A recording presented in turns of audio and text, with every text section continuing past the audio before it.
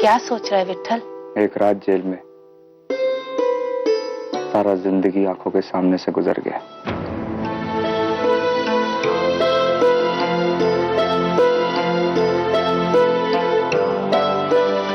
ले गुड़ खा ले।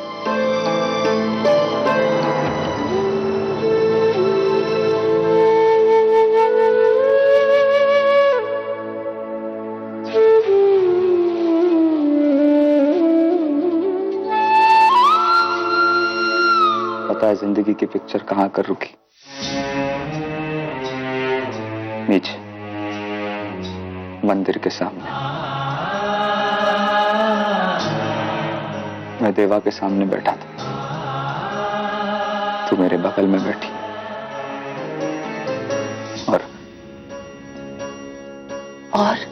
और एक लंबा सा गाड़ी आकर रुकता। उसमें से पकिया और कल्पी उतरते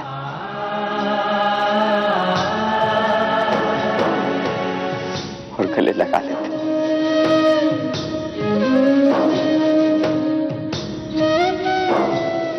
मैं देवा को बोला, मेरे को मरने का नहीं है, मेरे को अपने बच्चों का उज्जवल भविष्य देखने का। तेरे सपने सच होते देखना। तू पागल हो गया क्या? मरने की बात क्यों करता है विट्ठल? पापा, मैं गाड़ी चला रहा था। हाँ, तू चला रहा था। एक लंबा सा गाड़ी तू ही चला रहा था।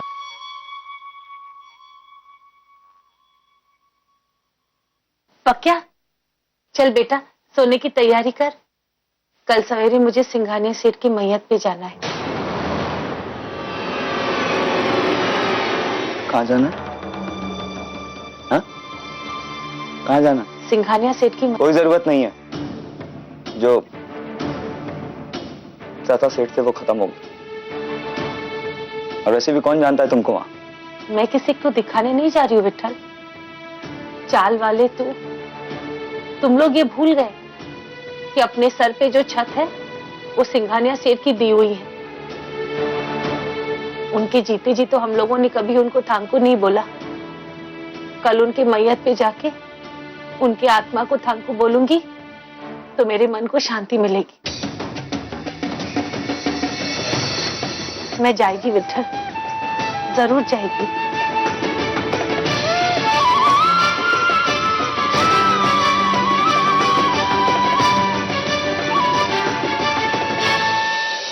अरे डोंट आस्क, क्या परेशानी हो जाती है सच्ची बाई के बिना। चल मैं रखती हूँ, लॉट ऑफ वर्क, बाय। आ गए सोशल सर्विस करके? छुड़ा दिया उस कमला के पति को। कितने पैसे खर्च हुए? क्या?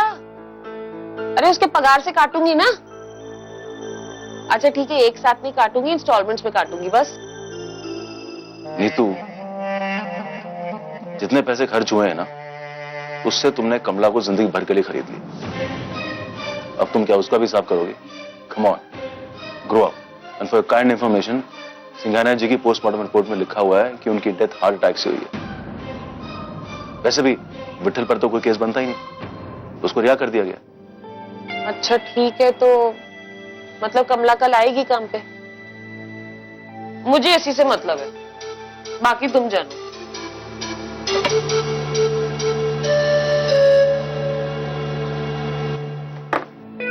अच्छा, कल सिंघानिया जी का फ्यूनरल है, टाइम पे तैयार हो जाना। मुझे नहीं जाना है कोई फ्यूनरल में। अभी तुमने चौल में जाने के लिए कहा था, मैं चली थी ना। क्या मिला मुझे? बस बहुत हो गई है सोशल सर्विस। अब मैं फ्यूनरल में जाने में इंटरेस्टेड नहीं हुआ। वैसे भी बहुत काम रहते हैं मुझे इस घर में। प्रेम के एग्जाम्स भी शुरू हो रहे हैं। अच्छा ठीक है, मेरा जो व्हाइट कुर्ता पजामा था ना, वो निकाल देना। हाँ वो भी मैं ही करूंगी, और किसी को इस घर में रिस्पॉन्सिबिलिटी तो है ही नहीं ना कोई। नीतू, मैं जा रहा हूँ। देख लो साल 8 बज गए, कुछ अता पता नहीं है कमला का। आ जाएगी, उसका पति अभी जेल से है। हाँ वो भी थैंक्स टू कपूर सेठ की दरिया दिली। आज लेट हो गए ना तो देख लो, अब साहब आपके लिए चाय ला दूं? नहीं, महाराज देखो कौन है। आप कौन? मेम साहब है? कौन है? मेम साहब, वो कमला ताई ने हमको भेजा ये बोलने के लिए कि आज वो आने में लेट होंगे। देख लो साहिल, आ गई ये काली बिल्ली की तरह कमलाबाई की खबर लेके। मैं कहा था ना तुमसे, इन लोगों को बस बहाना चाहिए काम पे ना आने का। बता रही थी मैं तुम्हें, एहसान फरामोश होते हैं ये लोग, कितना भी करते रहो इनके लिए इज्जत नहीं है इनको। और तुमको लगता है ना मैं ही खामखा में आया वही बस। बाप रे, कमला ताई कैसे झेलती है आपको? देवा रे देवा, क्या काली जुबान है आपकी। सच में कमला ताई महान है। मैं तो इस घर में काम ना करूं। देवा रे देवा। क्या क्या कहा इसने? नीतू, मैं जा रहा हूँ। हाँ जाओ, तुम भी अफसोस मना लो। घर का काम तो मुझे ही करना है ना। नहीं आने वाली है ये कमलाबाई। गुलछर्रे उड़ा रही होगी अपने पति के साथ। ऐसे ही होते हैं ये लोग।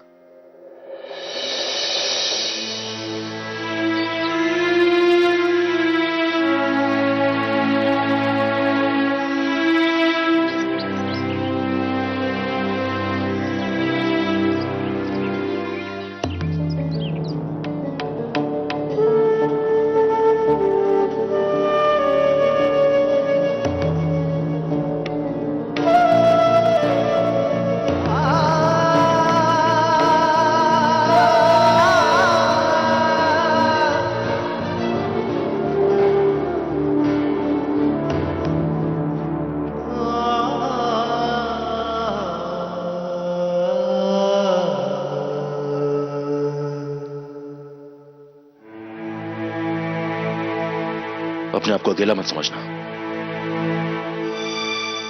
तुम्हें याद है ना बेटा, तुम मेरे बिजनेस पार्टनर भी हो।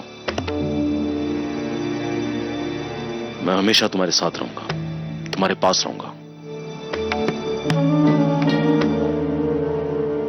तुम्हारे पापा मेरे दोस्त भी थे और मेरे गुरु भाई भी थे। मैं रखूंगा तुम्हारा ख्याल। गुरुजी के आशीर्वाद से मैंने अपने वकील को कह दिया है तुम्हारे कस्टडी पेपर्स तैयार करने के लिए। तुम किसी से डरना मत, मैं बनूंगा तुम्हारा गार्डियन। अभी बच्चा है ये बेचारा, इतनी छोटी उम्र में अपने बाप को कांधा देना इतना मुश्किल। तो बिल्कुल ठीक है रोमिस्टर मेरा, इतनी सी छोटी सी उम्र में अपने पिता की चिता को आग देना बहुत मुश्किल होता है।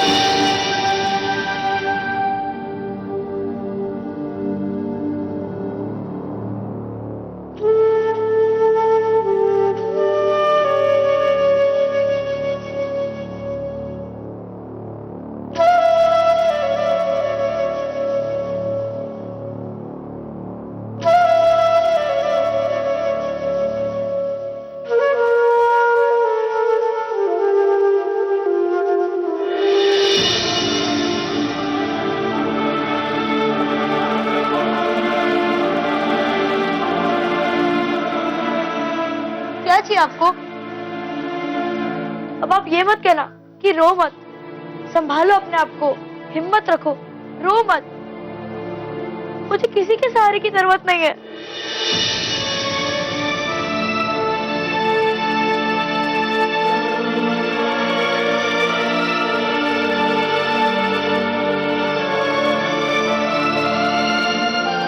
नहीं बाबा, मैं आपको कुछ नहीं बोलूंगी। आप रो, जितना चाहे उतना रो लो आप। आपने अपना पिता खोया है ना, जिंदगी बदल जाती है बेटा जब हम अपने माँ या बाप को खो देते हैं। लेकिन एक बात ध्यान रखना, अब आप ही अपने पिता हो। आप जो भी करोगे दुनिया यही कहेगी कि सिंघानिया के बेटे ने ऐसा किया है वैसा किया है। इसीलिए हिम्मत और सच्चाई से काम करना। सच्चाई और हिम्मत से काम करोगे तो आपके पिता की तारीफ होगी, नहीं तो दुनिया उनको दोषी ठहराएगी, कहेगी सिंघानिया सेठ का बेटा स्ट्रांग नहीं है,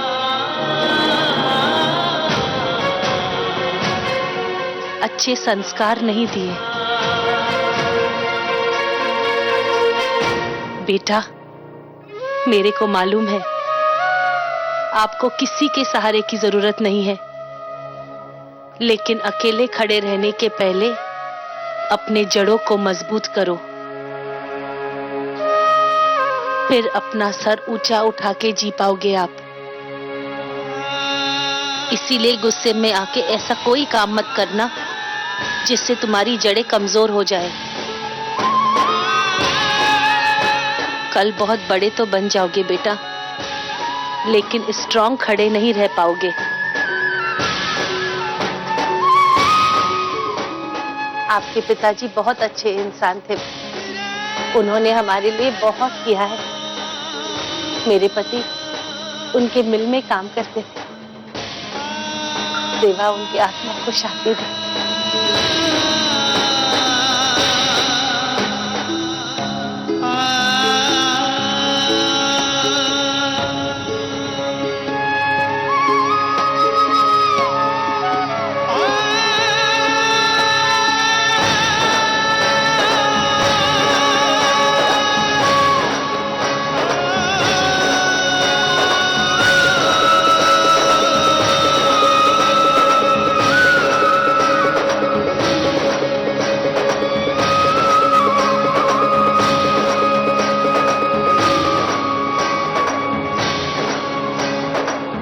चलो, अब अंतिम संस्कार तुम्हें करने हैं। आओ।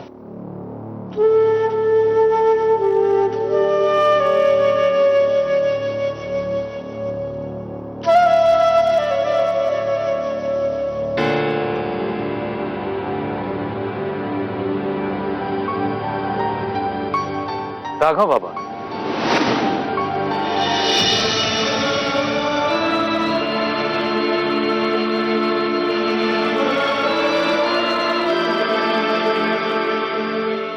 सॉरी बेटा, जैसे ही मुझे खबर मिली मैं चला आया। चलो बेटे। 2 मिनट तो रोने दीजिए मिस्टर कपूर। आप? जी, मैं तथागत मिश्रा, सिंघानिया जी के साउथ अफ्रीका स्टेट का मैनेजर। और पापा के दोस्त भी। आप मुझे कैसे जानते हैं? राघव बाबा की कस्टडी के बारे में मुझे अभी पता चला। दरअसल मैं राघव बाबा को कस्टडी तो मुझे ही मिलेगी मिश्रा जी।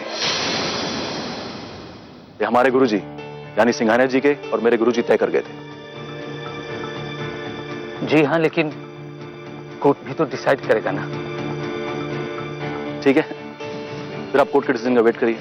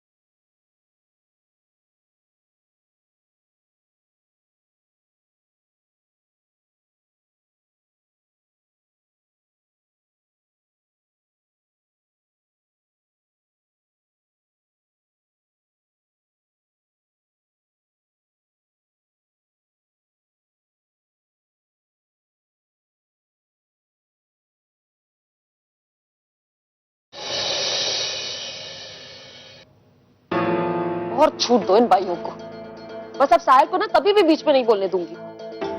और आप भी ना मम्मी जी, आप भी बीच में नहीं बोलेंगी। बेटा किस बारे में? यही कमला के चक्कर में देख लीजिए 11 बज गए, अभी तक आई नहीं है देवी जी। बुलवा क्या दिया, लेट आने वाली, अब तो लंच करके ही आएंगी। अरे आ गया साहिल। बेटा पहले तू नहा ले, मैं तुम्हारे लिए कपड़े निकाल देती हूँ। ऑफिस ही जाओगे ना? जी। आती हूँ।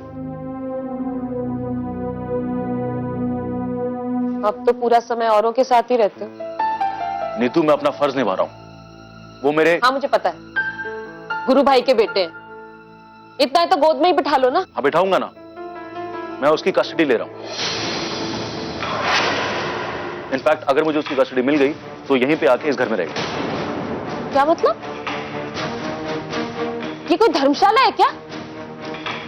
2 बच्चे तो पलते नहीं है, तीसरा और ले आओ। ठीक है, नहीं लाता उसको। राघवेंद्र सिंघानिया के पास घरों की कमी नहीं है। तुम शायद नहीं जानती कि वो बच्चा 400 करोड़ की प्रॉपर्टी का मालिक है। 400 करोड़? वो अकेले?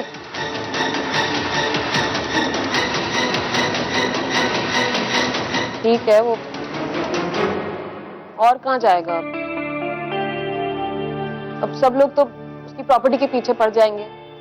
अपना सा ट्रीटमेंट कौन देने वाला है उसे? तुम एक काम करो, तुम ले आओ उसे, हम लोग एडजस्ट कर लेंगे। गुरुजी भी क्या कहेंगे, हम लोग आपस में एक दूसरे के काम नहीं आ सकते? इंटेलिजेंट तो तुम मुझसे ज्यादा ही हो। लेकिन तुम मेरी सुनते कहाँ हो? जब कहती हूँ कि भाइयों के चक्कर में मत आया करो तो तब तो बड़ा ज्ञान दे देते हो मुझे। क्यों, क्या हुआ? कमला नहीं आई क्या अभी तक? अरे वो आ जाएगी, वो घर जाएगी, नहा कर आएगी। मतलब? वो आई थी सिंघानिया जी की फ्यूनरल, अकेली आई थी वो, कोई भी वर्कर नहीं आया। अच्छा, कमाल की औरत है, अपने काम बाखूबी निभाती है।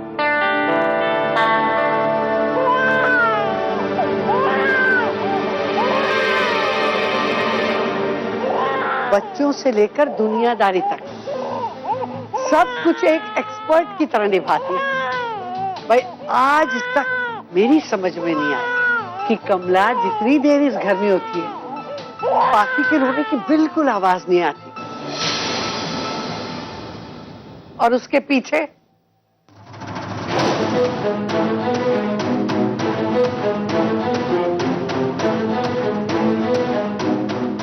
वाकई कमाल की औरत है कमला भाई। बस यही औकात है मेरी इस घर में। अब तो मेरा पति भी सोचता है कि मैं अपनी बाई के मुकाबले भी खड़ी नहीं हो सकती। चल ना पक्या, उठ, क्या टाइम हो गया देख। स्कूल नहीं है इसका ये मतलब नहीं कि तू सोते रहेगा। कल्पी भी कब से उठ के बैठी, पता तेरे को? चल।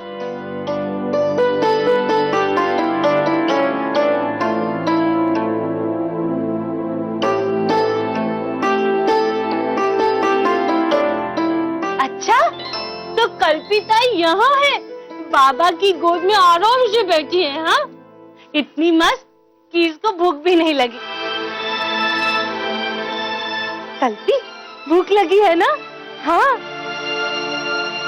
चल विठल, तेरा भी मनपसंद बनाया है कांदा पोहा, चल आके नाश्ता कर ले। चल ना, चल।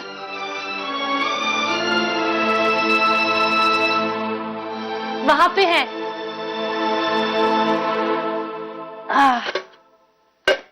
हे कल्पी,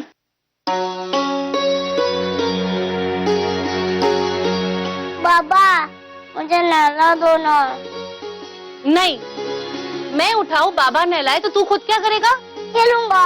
अच्छा, चल उठ, हाथ मुंह धो के दांत साफ करके बैठ, फिर नाश्ता कर, समझा? उसके बाद पढ़ाई करना, पढ़ाई के बाद जाके खेल। दोपहर को टाइम पे खाना खाना बाबा के साथ, और अगर बाबा ने नहीं खाया तो मैं खिला दूंगा, जैसे तू खिलाती है। बाबा एक चम्मच। नहीं, अभी नहीं, मैंने कहा ना पक्या, जाके दांत साफ करके फिर नाश्ता।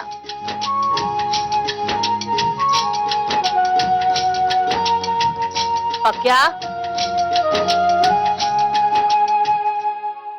पक्या सुन, तेरे बाबा रात को जेल गए थे, तेरे को बेइज्जती लगी होगी ना?